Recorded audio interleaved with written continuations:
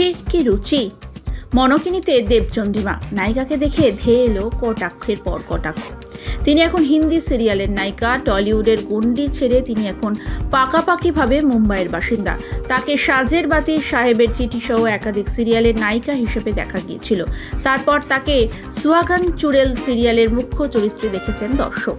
কাজের ফাঁকেই নায়িকা বেরিয়ে পড়েন ঘুরতে।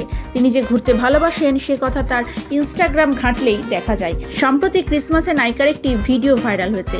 দুবাইয়ে ঘুরতে গিয়েছেন নায়িকা। প্রতিদিন নিত্য নতুন ছবি পোস্ট করছেন সেখান থেকে। সম্প্রতি যে ভিডিও ছড়িয়ে পড়েছে সেখানে দেখা যাচ্ছে সামনে বুর্জ খলিফা আর নায়িকার পরনে সবুজ সাদা রঙের একটি মনকিনী, আর স্টাইলের সঙ্গে হেঁটে তিনি সুইমিং পুলে ঝাঁপ দিচ্ছেন, যেখানে নায়িকার শরীরের অনেকটাই অংশই অনাবৃত, যা দেখে কটাক্ষে ভরে গিয়েছে নায়িকার সমাজ মাধ্যমের পাতা। কেউ লিখেছেন লজ্জা করে না এমন পোশাক পরতে, আবার কেউ লেখেন ইদানিং সত্যিই আব্রু থাকছে না। এত নেতিবাচক মন্তব্য দেখে চুপ থাকলেন না নায়িকাও। দেবচন্দ্রিমা বললেন, আমার রুচি সম্পর্কে যথেষ্ট জ্ঞান আছে।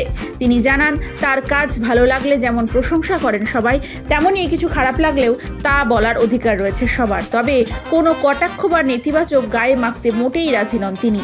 নিজের কাজেই আপাতত মন দিতে চান।